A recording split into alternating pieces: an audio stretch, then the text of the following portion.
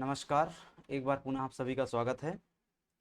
आज से हम पार्ट ए की क्लासेस चालू कर रहे हैं। पार्ट ए जो कि आपका एमपीजी के कंप्यूटर और कुछ अन्य विषयों से डील करता है। यह पार्ट ए आपका taxation assistant, assistant professor, principal grade 1 और ग्रेड 2 और साथ ही साथ स्टेट इंजीनियरिंग सर्विसेज के लिए क्या है, लाभदायक होगा। इन सभी से एग्जाम्स का सिलेबस सेम है, अर्थात taxation assistant, assistant professor, principal और इंजीनियरिंग सर्विसेज का सभी का सिलेबस पार्ट ए का सेम है। पार्ट बी का सिलेबस सबका भिन्न भिन्न है, लेकिन पार्ट ए का सिलेबस सभी का सेम है और इसके बारे में हमने पिछले वीडियो में चर्चा कर ली थी। इसमें जो पार्ट ए का सिलेबस है इसके बारे में हमने बेसिक ऑलरेडी देखा हुआ, सिलेबस के बारे में बात चर्चा की हुई है कि जो 3 यूनिट्स हैं पार्ट ए की वो किससे डील करती हैं, एमपीजीके से डील करती हैं। और हम सबसे पहले इन्हीं को क्या है प्रारंभ करेंगे, जिसमें हम एमपीजीके में कुछ भी चालू करने के पहले या एमपीजीके की polity, history, art and culture, geography, economics आदि उठाने के पहले हम पहले एमपी को समझते हैं, एमपी के सामान्य परिचय को समझते हैं। उसके बाद हम आगे की चर्चाएं अपनी कंटिन्यू करेंगे। आप में से जो लोग पहली बार इस चैनल से जुड़ रहे हैं कृपया चैनल को सब्सक्राइब कर लीजिए और वीडियो को लाइक कर लीजिए। साथ ही साथ बेल आइकन के बटन को ऑन कर लीजिए ताकि आपको सभी वीडियोज लगातार टाइम टू टाइम निरंतर प्राप्त होते रहें। हम चालू करते हैं अपनी क्लास को बिना किसी देरी के। मध्य प्रदेश का सामान्य परिचय की हमको चर्चा करनी है। आप में से अधिकांश लोग जो भी तैयारी कर रहे हैं पहले भी इस टॉपिक को कहीं ना कहीं पढ़ चुके होंगे। जो लोग नहीं पढ़े हैं उनके लिए क्या हो जाएगा, यह तैयारी का एक तरीके से शून्य से एकदम काम चालू हो जाएगा। ठीक है, तो चालू करते हैं। सबसे पहले हमारा जो इसमें आता है वो हम देख लेते हैं। मध्य प्रदेश के राजकीय प्रतीकों के बारे में थोड़ी चर्चा कर लेते हैं। ये बहुत इंपॉर्टेंट है, यहाँ से आपको कई कई बार क्वेश्चन बनते रहते हैं। ठीक है, बेसिक जानकारी मैं मान के चल रहा हूँ कि आपके पास ऑलरेडी होगी, कुछ हम टेक्निकल बातों की यहाँ पे चर्चा कर लेंगे। ठीक है, सबसे पहले बात करते हैं मध्य प्रदेश में राजकीय प्रतीकों की। तो सबसे पहला जो आता है वो आता है मध्य प्रदेश का राजकीय चिन्ह। ठीक है, स्टेट एम्बलम हमारा क्या है, तो मध्य प्रदेश का राजकीय चिन्ह कुछ ऐसा दिखता है। आपने पहले भी कई बार इसको देखा होगा, अलग अलग प्रकाशन पत्रों में, अलग अलग किताबों में कहीं पर छपा हुआ देखा होगा आपने। ठीक है, यदि आप इसको गौर से थोड़ा सा देखेंगे तो आपको पता चलेगा कि यहाँ पर स्पाइक्स दिख रहे हैं। ठीक है, इनको क्या कहा गया है, स्तूप कहा गया है। ये कितने स्तूप हैं, तो ये इन स्तूपों की संख्या कितनी है, 24 है। आपको 24 स्पाइक्स दिख रहे होंगे। ठीक है, बाहर की ओर आकृति में।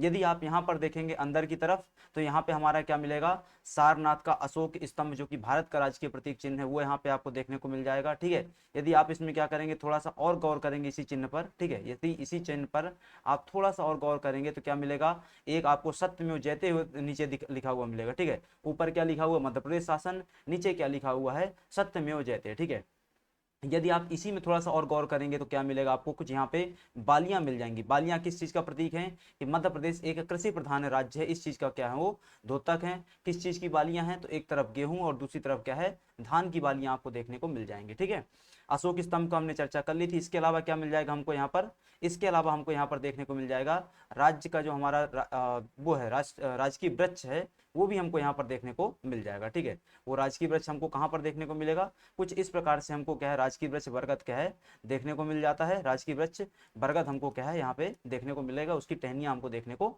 मिलती हैं। ठीक है, तो इतनी बातें आप ध्यान में रखेंगे। अब सबसे महत्वपूर्ण बात, आपने क्या क्या देख लिया कि इसमें गेहूं और धान की बालियां हैं, आपको फसल पूछी जा सकती है। सत्यमेव जयते लिखा हुआ है, मध्य प्रदेश शासन लिखा हुआ है, अशोक स्तंभ की आकृति है जो कि सारनाथ के अशोक स्तंभ से लिया गया है। ये सारनाथ का अशोक स्तंभ कहाँ पर है, सारनाथ के स्तूप कहाँ पर है, सारनाथ के स्तूप काशी में थे। कहाँ पर, काशी में थे। ठीक है, वहां से इनको उठाया गया है। हमारा राज्य का राजकीय वृक्ष क्या है, बरगद है, उसको भी यहाँ पे क्या है रखा गया है। काम की बात है, 1 नवंबर 1981 को क्या किया गया था, मध्य प्रदेश की रजत जयंती के उपलक्ष्य पर। ठीक है, रजत जयंती मतलब होता है जब 25वें स्थापना दिवस मनाते हैं, 25वीं एनिवर्सरी मनाते हैं। ठीक है, तो मध्य प्रदेश की 25वें स्थापना दिवस के उपलक्ष्य पर मध्य प्रदेश राज्य प्रतीक अधिनियम 1981 को पारित किया गया। किसको पारित किया गया, मध्य प्रदेश राज्य प्रतीक अधिनियम 1981, जिसके माध्यम से हमने क्या किया, कुछ प्रतीक चिन्हों को मान्यता प्रदान करी और आने वाले समय पर हम धीरे धीरे क्या करते गए, प्रतीक चिन्हों को मान्यता प्रदान करते चले गए। तो 1981 में क्या आया था, राजकीय प्रतीक अधिनियम आया था। इस बात को थोड़ा सा ध्यान में रखना है आपको। ठीक है, अब बात करते हैं कुछ और राजकीय प्रतीक चिन्हों की। कुछ और प्रतीक चिन्हों की, जिसमें सबसे पहले क्या आता है, हमारा राजकीय पशु आता है। इसके बारे में ऑलरेडी आपको बेसिक जानकारी है। मध्य प्रदेश का राजकीय पशु क्या है, बारहसिंघा। ठीक है, मध्य प्रदेश का राजकीय पशु क्या है, बारहसिंघा। 12 सिंगों वाला एक प्रकार का हिरण हो गया। ठीक है, जिसका वैज्ञानिक नाम क्या है, रूसवर्स डुबाउस्ली। ठीक है, वैज्ञानिक नाम क्या है, रूसवर्स डुबाउस्ली, जो कि किस प्रजाति का है, ब्रेडरी प्रजाति का। अच्छे से ध्यान में रखना है। मध्य प्रदेश का बारहसिंघा मुक्ता क्या कान्हा किसी राष्ट्रीय उद्यान में पाया जाता है? चूंकि ये कान्हा किसी राष्ट्रीय उद्यान में पाया जाता है तो कान्हा किसी राष्ट्रीय उद्यान का जो वो है क्या बोलना चाहिए, लोगो है या प्रतीक चिन्ह है, वो भी क्या है, बारहसिंघा ही है। ठीक है, वो भी क्या है, बारहसिंघा ही है, जिसका नाम क्या है, जिसका नाम है भूर सिंह, जिसका नाम क्या है, भूर सिंह दी बारहसिंघा। ठीक है, जिसका नाम क्या है, भूर सिंह दी बारहसिंघा। ये दरअसल क्या है, ये भूर सिंह दी बारहसिंघा मध्य प्रदेश के कान्हा राष्ट्रीय उद्यान का प्रतीक चिन्ह। ठीक है, इतनी बात ध्यान में रखेंगे। दूसरा आता है राजकीय पक्षी।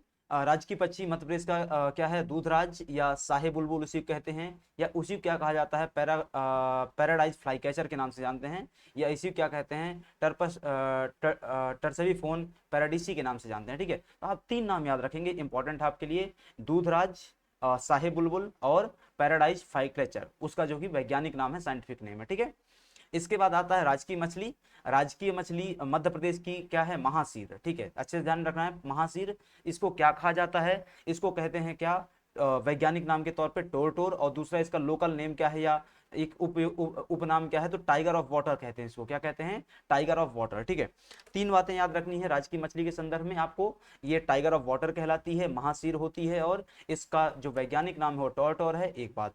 दूसरी बात जो याद रखनी है आपको वो क्या है कि यह कहाँ पाई जाती है, तो यह नर्मदा नदी में पाई जाती है। कहाँ पाई जाती है, नर्मदा नदी में पाई जाती है, उसको भी क्या करेंगे आप थोड़ा सा ध्यान में रखेंगे। और इसे कब घोषित किया गया था, राजकीय चिन्ह है। ठीक है, तो इसको राजकीय मछली का दर्जा कब प्रदान किया गया था, तो इसको राजकीय मछली का दर्जा 2011 में प्रदान किया गया था। कब प्रदान किया गया था, 2011 में प्रदान किया गया था। ठीक है, 4 से 5 बातें आपको ध्यान रखनी है। क्या क्या बातें हो गई, राजकीय मछली महासीर है। ठीक है, कब घोषित की गई, 2011 में घोषित की गई थी। इसको टाइगर ऑफ वाटर कहा जाता है, टोटो इसका वैज्ञानिक नाम है, और नर्मदा नदी में क्या है, पाई जाती है। ठीक है, पॉइंट क्लियर है। इसके बाद आता है राजकीय पक्षी, राजकीय वृक्ष है ना, राजकीय वृक्ष की बात करते हैं। राजकीय पक्षी हमने देख लिया, दूधराज या पैराडाइज फ्लाई कैचर। ठीक है, राजकीय वृक्ष की बात करते हैं, जो कि हमारे किसमें था, हमारे राजकीय जो प्रतीक चिन्ह है हमारा। ठीक है, राजकीय प्रतीक चिन्ह जो हमने देखा 24 स्पाइक्स वाला। ठीक है, उसमें के क्या है, बीच में बना हुआ है। तो राजकीय वृक्ष हमारा क्या है, बरगद है, जिसका वैज्ञानिक नाम होता है फाइकस बेंगलेंसिस। क्या नाम होता है, फाइकस बेंगलेंसिस, जो कि 1981 के राजकीय प्रतीक अधिनियम के तहत अपनाया गया। राजकीय फल की बात करते हैं। राजकीय फल मध्य प्रदेश का क्या है, मैंगीफेरा इंडिका। ठीक है, अब इसमें स्पेसिफिक थोड़ा सा नाम ध्यान रखिएगा। एक ये जो मैंगीफेरा इंडिका या आम है वो क्या है, मध्य प्रदेश का राजकीय फल है। मध्य प्रदेश में दो प्रकार के आम पाए जाते हैं, बहुत इंपॉर्टेंट है। ठीक है, एक क्या है हमारा, सुंदरजा आम। ठीक है, एक क्या है हमारा, सुंदरजा आम। सुंदरजा आम कहाँ पाया जाता है, रीवा में पाया जाता है। कहाँ पाया जाता है, रीवा में, एक बात। और दूसरी जो सबसे महत्वपूर्ण बात है कि सुंदरजा आम को हाल ही में क्या मिला है, जीआई टैग मिला हुआ है। ठीक है, एक बात क्लियर हो गई। दूसरा, मध्य प्रदेश में जो एक नाम आम पाया जाता है वो कौन सा है, नूरजहां आम। कौन सा है, नूरजहां आम। और ये कहाँ पाया जाता है, ये पाया जाता है मध्य प्रदेश के दक्षिणी जिले बुरहानपुर में। ठीक है, मध्य प्रदेश के दक्षिण पश्चिम जिले बुरहानपुर में यह पाया जाता है। ठीक है, पॉइंट क्लियर है, इतनी बातें ध्यान में रखा है। चलिए आगे बढ़ते हैं, राजकीय पुष्प की बात करते हैं। मध्य प्रदेश का राजकीय पुष्प क्या है, लिली है। ठीक है, मध्य प्रदेश का राजकीय पुष्प क्या है, लिली है, जिसका वैज्ञानिक नाम क्या होता है, लिलियम कैंडिबम। जिसका वैज्ञानिक नाम क्या होता है, लिलियम कैंडिबम, इसका वैज्ञानिक नाम है। इतनी बात ध्यान रखेंगे। इसके बाद हम आगे चर्चा करते हैं, वो है राजकीय नदी। राजकीय नदी क्या है मध्य प्रदेश की, तो भाई टोर टोर कहाँ पाई जा रही थी, टोर टोर कहाँ पाई जा रही थी, नर्मदा नदी में। ठीक है, टोर टोर नर्मदा नदी में पाई जा रही थी। मध्य प्रदेश की राजकीय नदी क्या है, नर्मदा नदी है, जो कि मध्य प्रदेश की सबसे बड़ी नदी है, मध्य प्रदेश की सबसे लंबी नदी है ना। मध्य प्रदेश की बड़ी नदी और लंबी नदी में अंतर क्या है, जब हम बड़ी कहते हैं, क्या कहते हैं हम, जब हम बड़ी कहते हैं तो दरअसल हम उसमें अमाउंट ऑफ वाटर के आधार पर बात करें, कितना पानी है उसके आधार पर बात करते हैं। और जब हम लंबी कहते हैं तो हाँ, लंबाई के आधार पर बात कर रहे हैं। जैसे उदाहरण के लिए, दुनिया की सबसे बड़ी नदी और दुनिया की सबसे लंबी नदी दोनों अलग अलग बातें हैं। दुनिया की सबसे बड़ी नदी अमेजन है, लेकिन सबसे लंबी नदी क्या आ जाती है, नील आ जाती है। ठीक है, दोनों बातों में अंतर मिलेगा आपको। तो मध्य प्रदेश में जो राजकीय नदी है उसका टोटल लंबाई कितना है, 1312 किलोमीटर है। यह 1312 किलोमीटर में से 1077 किलोमीटर मध्य प्रदेश में प्रवाहित होती है। कितनी, 1077। बाकी रेस्ट ऑफ द पोर्शन कहाँ पे मिलेगा, तो बाकी रेस्ट ऑफ द पोर्शन कहाँ पे मिल जाता है, गुजरात में मिल जाता है। ठीक है, कहाँ पे मिल जाएगा, गुजरात में हमको देखने को मिल जाएगा। ठीक है, और इसका जो कैचमेंट एरिया है, ठीक है, इसका जो कैचमेंट एरिया है वो 4 राज्यों में फैला हुआ है। एक एमपी हो गया, दूसरा गुजरात हो गया, तीसरा राजस्थान हो गया, और चौथा महाराष्ट्र हो गया। तो कैचमेंट एरिया जो है, ये जल भरण क्षेत्र क्या है, 4 राज्यों में इसका फैला हुआ है। इतनी बात आपको ध्यान में रखनी है। चलिए आगे बढ़ते हैं। ठीक है। इसके बाद आता है मध्य प्रदेश के राजकीय नृत्य। मध्य प्रदेश के राजकीय नृत्य के बारे में आपको ऑलरेडी पता है कि क्या है, वो राई है। ठीक है, क्या है, राई है, जो कि बुंदेलखंड और बघेलखंड दोनों अंचलों में गाया जाता है। ठीक है, राई कहाँ गाया जाता है, प्रमुख रूप से मूलतः कहाँ पे मिलेगा, बुंदेलखंड में, लेकिन बघेलखंड भी इससे अछूता नहीं है। ठीक है, बघेलखंड भी इससे अछूता नहीं है, वहां पर भी ये देखने को मिल जाएगा। ठीक है, तो राजकीय नृत्य क्या हो गया हमारा, राई। इसके बाद आते हैं राजकीय नाट्य की बात करते हैं। राजकीय नाट्य क्या है हमारा, माच है। ठीक है, क्या है, माच।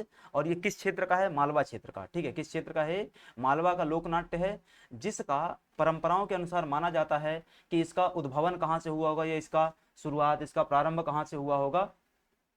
इसका प्रारंभ हुआ होगा हमको कहाँ से, उज्जैन से, ऐसा हम मानते हैं। ठीक है, ऐसा हम मानते हैं कि इसका प्रारंभ कहाँ से हुआ होगा, उज्जैन से हुआ होगा। ठीक है जी। आगे बात करते हैं राजकीय खेल की। राजकीय खेल में क्या है, मलखंभ।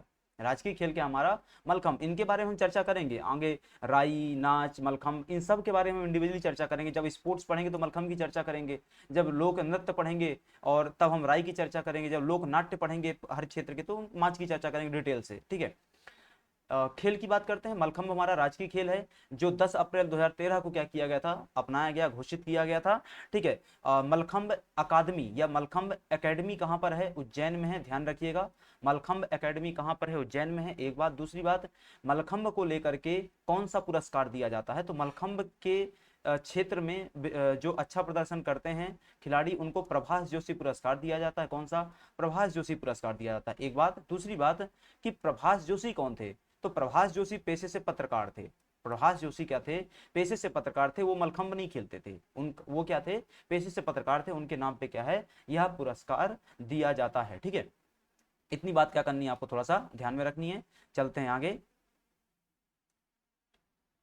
ठीक है, अब आते हैं मध्य प्रदेश की राजकीय भाषा की बात करते हैं। यदि आप अपने सिलेबस को उठाएंगे, यदि आप अपने सिलेबस को उठाएंगे तो सिलेबस में पहली यूनिट के आखिरी में एक बिंदु लिखा हुआ है। क्या लिखा हुआ है, मध्य प्रदेश की लोक भाषाएं। मध्य प्रदेश की लोक भाषाएं, हम लोक भाषाओं को पढ़ेंगे, बट अभी के लिए मध्य प्रदेश की राजकीय भाषा क्या है, हिंदी है। मध्य प्रदेश की राजकीय भाषा हिंदी है। इवन भारत की भी राजकीय भाषा क्या है, हिंदी है। भारत की भी राजकीय भाषा हिंदी है। कौन से अनुच्छेद के तहत, अनुच्छेद 343 के तहत भारत की राजभाषा क्या होगी, हिंदी होगी। स्पष्ट तौर पर अनुच्छेद 343 क्या कहता है, अनुच्छेद 343 कहता है देवनागरी लिपि में लिखित भारत की राजभाषा हिंदी होगी, जिसमें अंकों का स्वरूप 1 2 3 4, कौन सा 1 2 3 4, 1 2 3 4 यह होगा। ठीक है, ये क्या है, भारत की राजभाषा के संदर्भ में वहां पर लिखा हुआ है। ठीक है, चलो आगे बढ़ो। तो राजकीय भाषा क्या हो जाती है, हिंदी, जो कि मध्य प्रदेश में कैसे अपनाई गई। ठीक है, वो तो हो गई भाई भारत की बात 343 के तहत। मध्य प्रदेश में मध्य प्रदेश राजभाषा अधिनियम 1957 के तहत 1958 में अपनाई गई। ठीक है, मध्य प्रदेश राजभाषा अधिनियम 1957 के तहत 1958 में उसको राजभाषा का दर्जा प्रदान किया गया। कौन सी भाषा को, हिंदी को। ठीक है, अब इसके अलावा बहुत सारी लोक भाषाएं प्रचलित हैं, वो हम अलग से पढ़ेंगे जब हम उस चैप्टर कवर करेंगे। बघेली, बुंदेली, ठीक है, निमाड़ी, मालवी, इसके अलावा जो जनजातीय भाषाएं प्रचलित हैं, गोंडवी, कोरवी आदि आदि, है ना, इन सब के बारे में चर्चा करेंगे। आखिरी में चर्चा करते हैं मध्य प्रदेश के राजकीय गान की। मध्य प्रदेश का राजकीय गान कब अपनाया गया, 2010 में अपनाया गया। क्या है उसके बोल, उसके बोल हैं, सुख का दाता सबका साथी, शुभ का ये संदेश है, माँ की गोद पिता का आश्रय, मेरा मध्य प्रदेश है। ठीक है, बहुत बड़ा गीत है, आपने कई बार इसको पढ़ा होगा, रिसाइट किया होगा कहीं ना कहीं, है ना। तो इसको लिखा किसने था, इसको लिखा था महेश श्रीवास्तव जी ने। ठीक है, इसको किसने लिखा था, महेश श्रीवास्तव जी ने। मध्य प्रदेश राजकीय गान को पार्श्व गायक शांतनु मुखर्जी या शान ने क्या दिया, आवाज दी थी। ठीक है, और सुनील झान जी ने इसको क्या किया था, लयबद्ध किया था। तो 2 से 3 नाम है, उनको क्या करना है आपको थोड़ा सा ध्यान में रखने की आवश्यकता है। ठीक है, चलिए अब बात करते हैं मध्य प्रदेश के राजकीय प्रतीकों की, एकदम शॉर्ट में। ये तो बहुत डिटेल में हो गया, एक बार एकदम शॉर्ट में देखो, इस मैप से पूरी कहानी आपको क्या है, क्लियर हो जाएगी। ठीक है, इस मैप से आपको पूरी कहानी क्लियर हो जाएगी। यदि आप देखेंगे मध्य प्रदेश का राजकीय गान क्या है, सुख का दाता सबका साथी, 2010 महेश श्रीवास्तव, शान कुमार शान हो जाएंगे। ठीक है, इसके अलावा क्या हो जाएगा, हमारा इतनी इतनी बातें कवर हो जाएंगे। ठीक है, इसके अलावा राजकीय पक्षी दूधराज, साहे बुलबुल, पैराडाइज फ्लाईकैचर, हमने देख लिया था। राजकीय वृक्ष बरगद, फाइकस वेनेंगलेसिस। ठीक है, इसके अलावा राजकीय नाच है, जो कि उज्जैन में ही ये बना हुआ है, यहाँ पे दिख रहा है, उज्जैन है यहाँ पर। ठीक है, तो उज्जैन में शो किया गया है, उज्जैन से उत्पत्ति हुई है। ठीक है, राजकीय खेल मलखंभ 2013, उज्जैन में ही क्या है, इसका अकादमी है। ठीक है, 2013 में घोषित किया गया। राजकीय मछली महासेल, टॉर्टोर नर्मदा में पाई जाती है।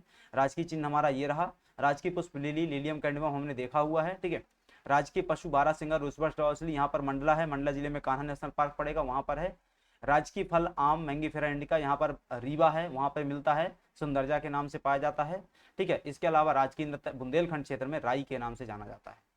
कुछ इतनी क्या थी बेसिक बातें थी जो हमको क्या है कवर इसमें करनी थी, ठीक है। इसके बाद आता है कुछ और बेसिक बातें, इनको बहुत अच्छे से ध्यान में रखिए कि आपके एग्जाम के पर्सपेक्टिव से बहुत महत्वपूर्ण है। देखो मध्य प्रदेश की राजधानी क्या है, मध्य प्रदेश की राजधानी भोपाल है, इसमें तो कोई संशय नहीं है आपको। एक बात, प्रशासनिक राजधानी, मध्य प्रदेश की प्रशासनिक राजधानी क्या है, भोपाल है, ठीक है।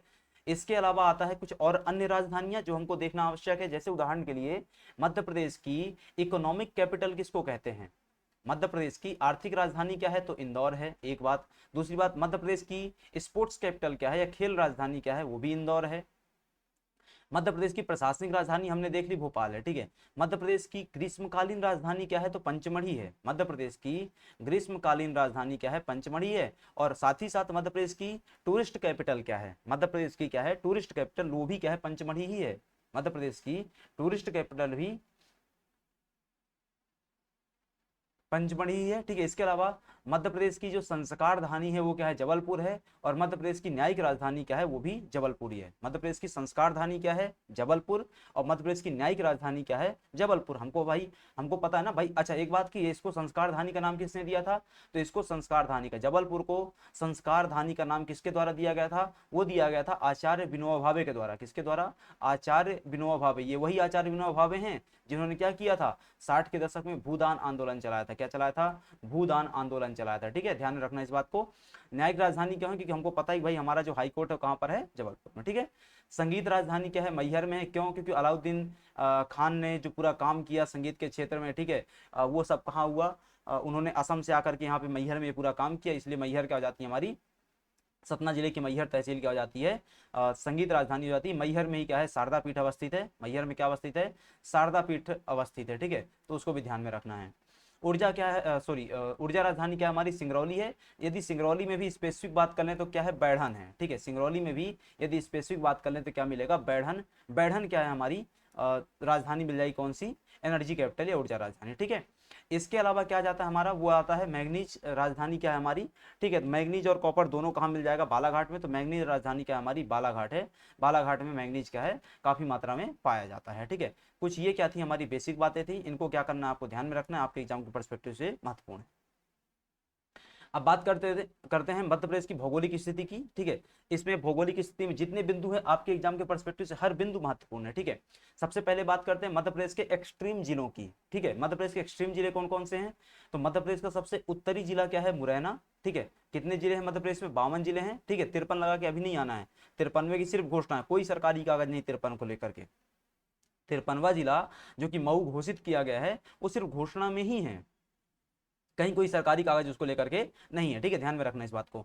तो 52 जिले हैं, 52 में से जो सबसे उत्तरी जिला है वो मुरैना है, और सबसे दक्षिणी जिला क्या है, बुरहानपुर। सबसे पश्चिमी जिला क्या है, अलीराजपुर। और सबसे क्या है, पूर्वी जिला सिंगरौली है, ठीक है। मध्य प्रदेश का जो एक्सटेंशन की बात करते हैं, ज्योग्राफिकल एक्सटेंशन की बात करते हैं, तो वो क्या मिलेगा आपको, यदि हम मध्य प्रदेश का पूर्वी जो देशांतर विस्तार है उसकी हम चर्चा करें, तो मध्य प्रदेश का जो पूर्वी देशांतरी विस्तार है वो क्या मिलेगा, 74 डिग्री 9 मिनट से लेकर के 82 डिग्री 48 मिनट के बीच में मिलेगा। 74 डिग्री 9 मिनट से लेकर के 82 डिग्री 48 मिनट के बीच में मिल जाएगा, ठीक है। एक बात, ये पूर्वी देशांतरी विस्तार हो गया मध्य प्रदेश का। और मध्य प्रदेश का उत्तरी अक्षांशी विस्तार की बात करते हैं, तो मध्य प्रदेश का अक्षांशी विस्तार यदि आप देखेंगे तो क्या मिलेगा, तो 21 डिग्री 6 मिनट से लेकर के 26 डिग्री 30 मिनट के बीच में। तो मध्य प्रदेश का देशांतरी विस्तार कितना है, तो मध्य प्रदेश का देशांतरी विस्तार 74 9 से लेकर के 82 48 तक है, पूर्वी। और यदि मध्य प्रदेश के अक्षांशी विस्तार की बात करते हैं तो वह 21 6 से लेकर के कितना है, 26 30 तक है, उत्तरी, ठीक है। इतनी बात ध्यान रखेंगे। एक बात, अब इन्हीं देशांतरी रेखाओं में से एक जो देशांतर रेखा है वो क्या करती है, भारत की मानक रेखा का निर्माण करती है। मानक रेखा क्या होती है, एक ऐसी इमेजिनरी लाइन या देशांतरी रेखा जिसके आधार पर हम क्या करते हैं, अपने देश के समय का निर्धारण करते हैं। वह जो रेखा भारत के लिए तय की गई है वो क्या है, 82 डिग्री 30 मिनट है, जो कि मध्य प्रदेश से पास होती है। मध्य प्रदेश के कहाँ से, सिंगरौली से पास होती है, सिंगरौली को बाइफरकेट करके निकलती है वो, ठीक है, इमेजिनरी लाइन है, सिंगरौली क्या करती है वो बाइफरकेट करके निकलती है। एक बात, दूसरी बात आपको क्वेश्चन क्या बन सकता है, ये कहाँ से निकलती है, इसका डायमेंशन ये है क्या, तो 82 डिग्री 30 मिनट है, ठीक है, पूर्वी देशांतरी है, मानक समय रेखा हो गई। और ये एक क्वेश्चन आ सकता है कि ये किसके पास में है, जैसे उदाहरण के लिए यह चार चार जिले दिए जाएंगे आपको, दमोह, कटनी, उमरिया, सतना, यह सबसे समीप किसके पास सबसे समीप किसके पड़ेगी, ये सबसे पास में किसके पड़ेगा इसके, है ना, तो पता होना चाहिए ना आपको बेसिक लोकेशन, ठीक है। इसके बाद मध्य प्रदेश से कर्क रेखा भी पास होती है, मध्य प्रदेश से जो कर्क रेखा हमारी पास होती है वह 14 जिलों से पास होती है। कौन कौन से जिले हैं, एकदम सिक्वेंशियल मैनर में याद रखना है आपको, पश्चिम से पूर्व की दिशा में बढ़िए, रतलाम से चालू करेंगे आप, रतलाम, उज्जैन, आगर मालवा, राजगढ़, ठीक है, याद रखिएगा, रतलाम, उज्जैन और आगर मालवा, सिर्फ इतना याद रखिए आप, ठीक है, रतलाम, उज्जैन और आगर मालवा। अब आते हैं भोपाल संभाग में, भोपाल संभाग में कितने जिले हैं, भोपाल संभाग में 5 जिले हैं, भोपाल को मिला करके भोपाल संभाग में 5 जिले हैं, ठीक है। कौन कौन से 5 जिले हैं भोपाल संभाग में, भोपाल को मिला करके, ठीक है, तो सीक्वेंस मैनर में याद रखिएगा, पहले आपको 3 याद रखने हैं, रतलाम, उज्जैन और आगर मालवा, ये तीनों कहाँ पड़ेंगे, उज्जैन संभाग में, रतलाम, उज्जैन और आगर मालवा तीनों कहाँ पड़ेंगे, उज्जैन संभाग में, ठीक है। अब भोपाल संभाग के 5 जिले कौन कौन से जिले हैं वो, राजगढ़, सीहोर, भोपाल, रायसेन, राजगढ़, सीहोर, भोपाल, विदिशा, रायसेन, ठीक है, क्या क्या हो गए 5 जिले, एक हो गया पहले राजगढ़, फिर सीहोर, फिर भोपाल, फिर विदिशा, फिर रायसेन, 5 जिले हो गए। ये 5 जिले याद रखने हैं। इसके बाद बढ़िए आगे सागर संभाग में, तो सागर संभाग में क्या मिल जाएगा आपको, सागर दमोह मिल जाएगा, ठीक है। आगे बढ़ेंगे जबलपुर, कटनी, उमरिया, शहडोल, ठीक है, तो यहां से चालू करो वापस से, रतलाम, उज्जैन, आगर मालवा, ठीक है, 3 जिले। इसके बाद राजगढ़, भोपाल, विदिशा, सीहोर, रायसेन, 5 जिले, 5 3 8 हो गए। आगे बढ़ेंगे सागर, दमोह, कटनी, जबलपुर, सागर, दमोह, जबलपुर, कटनी, ठीक है, ये हो गए 5 और 4 9 और 3 11 हो गए, ठीक है। बचे 3 जिले, 3 जिले कौन से बचे हमारे, कटनी, उमरिया और शहडोल बच गया, ठीक है। तो इतना पोर्शन आपको क्या करना है, ध्यान में रखना है, ठीक है। इतनी सी बातें क्या है इसके अंतर्गत आपको ध्यान में रखनी पड़ेगी मध्य प्रदेश की भौगोलिक स्थिति के संदर्भ में। आगे हम चर्चा करेंगे जब ज्योग्राफी पढ़ेंगे तो और विस्तार से चर्चा करेंगे, बट अभी के लिए इतनी बातें आपको ध्यान में रखनी है। अब बात करते हैं मध्य प्रदेश की बेसिक चर्चा में। मध्य प्रदेश में कितने संभाग, कितने जिले आदि आदि को लेकर के बहुत ध्यान से अच्छे से ध्यान रखना पड़ेगा कि सर्वाधिक जिले किस संभाग में हैं, ठीक है, किस संभाग में कौन सा जिला आता है, आदि आदि बातें। अभी पटवारी की टॉपर निकल के आई, कौन है, पूजा दीदी है ना, पूजा दीदी या पूनम दीदी कौन थी, अब उनको नहीं पता था कि भाई कि नर्मदापुरम संभाग में कौन कौन से जिले आते हैं, या होशंगाबाद नर्मदापुरम जिला कौन से संभाग में आता है, ठीक है। तो आप थोड़ा सा इस समस्या में मत फंसिएगा, पता होना चाहिए, बेसिक बातें हैं। तो टोटल मध्य प्रदेश में 10 संभाग हैं, ठीक है, मध्य प्रदेश में कितने 10 संभाग, चंबल, ग्वालियर, उज्जैन, इंदौर, भोपाल, इसके अलावा नर्मदापुरम, सागर, जबलपुर, रीवा और शहडोल।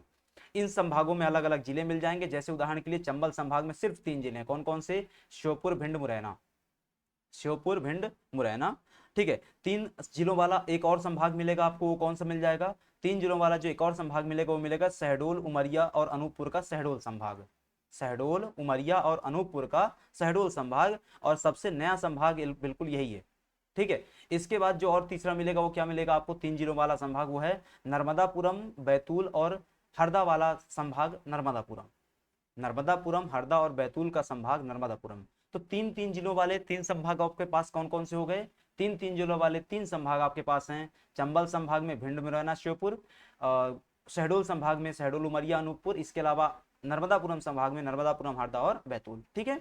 इसके अलावा आप चर्चा करते हैं बाकी में, इधर रीवा संभाग, रीवा संभाग में 4 जिले हैं वर्तमान में, आगे चल करके 5 हो जाएंगे। 4 जिले वर्तमान में कौन कौन से हैं, तो रीवा, सतना, सीधी, सिंगरौली, 5वां क्या जुड़ जाएगा इसमें आकर के, मऊ जुड़ जाएगा, जब भी सब बनेगा तब जो जुड़ेगा, ठीक है। हम बात करते हैं यहाँ पर इंदौर संभाग की। इंदौर संभाग में कई सारे जिले हैं, जैसे झाबुआ, अलीराजपुर, धार, बड़वानी, काफी आदिवासी जिले, ठीक है, खरगोन, खंडवा और बुरहानपुर, बुरहानपुर सबसे दक्षिणी जिला, अलीराजपुर सबसे पश्चिमी जिला, ठीक है, इंदौर संभाग में आता है, और इंदौर तो है ही। इसके अलावा उज्जैन की बात करते हैं, उज्जैन में क्या मिलेगा, देवास, शाजापुर, आगर मालवा, ठीक है, रतलाम, मंदसौर और नीमच।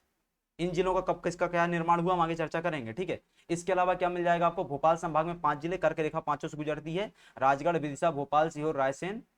इसके अलावा क्या मिलेगा, ग्वालियर संभाग, ग्वालियर संभाग में क्या है, ग्वालियर, दतिया, शिवपुरी, अशोक और गुना, अशोकनगर और गुना, ठीक है। इसके अलावा मिलेगा आखिरी में आपको क्या यहाँ पर, सागर, सागर संभाग में सागर, दमोह, पन्ना, छतरपुर, टीकमगढ़ और निवाड़ी, और आखिरी मिलता है जबलपुर। जबलपुर में क्या मिलेगा, तो कटनी, जबलपुर, डिंडौरी, मंडला, बालाघाट, सिवनी, छिंदवाड़ा और नरसिंहपुर।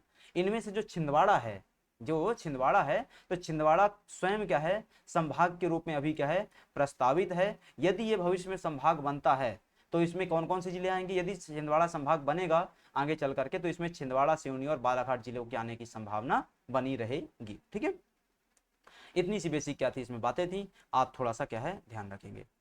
अब आता है कि कितने जिले मध्य प्रदेश के क्या है बॉर्डर बनाते हैं अलग अलग राज्यों के साथ। ठीक है, इसकी चर्चा कर लेते हैं। तो यदि हम बात कर लें मध्य प्रदेश के कितने जिले उत्तर प्रदेश के साथ सीमा बनाते हैं, तो मध्य प्रदेश के 14 जिले क्या है उत्तर प्रदेश के साथ सीमा बनाते हैं। कितने जिले, मध्य प्रदेश के 14 जिले उत्तर प्रदेश के साथ सीमा बनाते हैं। ठीक है, एक मिनट रुकिएगा ना।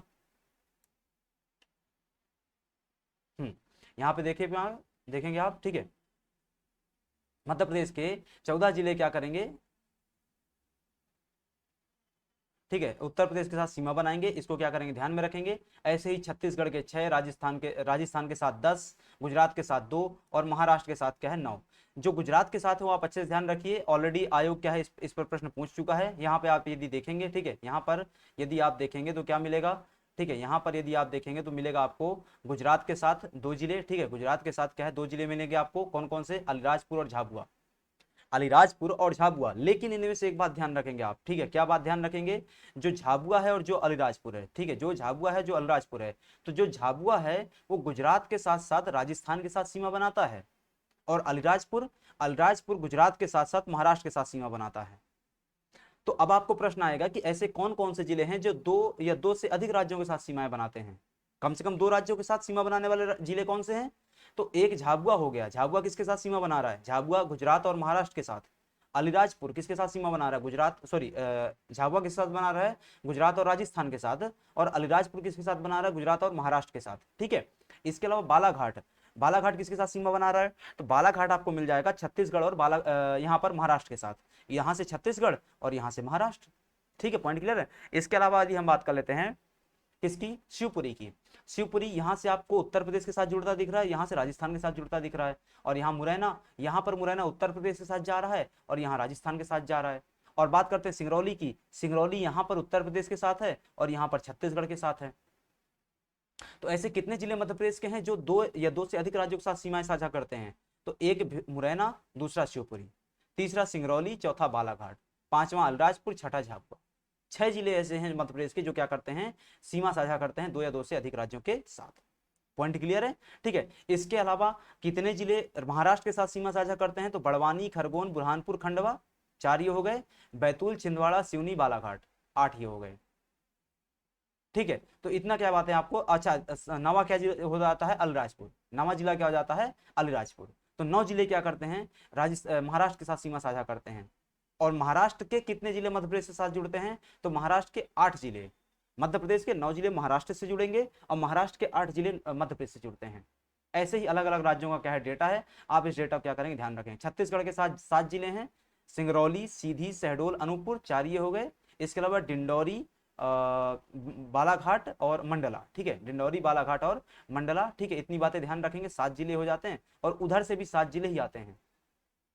ठीक है, यदि बात कर लें इधर राजस्थान की, कितने जिले मिलेंगे आपको, मुरैना, शिवपुरी, 3 ये हो गए, चौथा गुना, राजगढ़, आगरमालवा, ठीक है 6 हो गए, मंदसौर, नीमच, रतलाम, झाबुआ। ठीक है, तो इतने जिले, 10 जिले आपको मिल गए। 10 जिले क्या करते हैं, राजस्थान के साथ सीमा साझा करते हैं, और राजस्थान के भी 10 जिले क्या करेंगे, मध्य प्रदेश के साथ ही सीमा साझा करते हैं। ठीक है, तो इतनी बातें क्या है आपको ध्यान रखनी है, ये इंपॉर्टेंट क्या है बातें हैं। ठीक है, कंफ्यूजन नहीं रखना है बिना मतलब का। ठीक है, ये वही बातें कुछ आपको जो सभी जिलों के नाम। अब ये क्या है, देखो पहले इस टेबल में क्या था, मध्य प्रदेश के जिले थे जो सीमा बनाते हैं, और इस टेबल में क्या है, अलग अलग राज्यों के जिले हैं जो क्या करते हैं, मध्य प्रदेश के साथ सीमा बनाते हैं। जैसे उत्तर प्रदेश से आगरा, इटावा, जालौन, झांसी, ललितपुर, बांदा, मिर्जापुर, इलाहाबाद, महोबा, ठीक है, सोनभद्र, चित्रकूट आदि आदि, ऐसे हर राज्य के है जिले लिखे हुए हैं। ठीक है, तो इतनी सी क्या थी बातें थी। अब आता है कि मध्य प्रदेश का पुनर्गठन, तो इसकी चर्चा हम नेक्स्ट क्लास में करेंगे। ठीक है, मध्य प्रदेश के पुनर्गठन से आपको हर साल हर एग्जाम में 1 से 2 क्वेश्चन आपको दिख जाते हैं, आपके एग्जाम में भी देखने को मिलेंगे, तो इसकी चर्चा हम नेक्स्ट क्लास में करेंगे। तब तक के लिए आप सभी का धन्यवाद।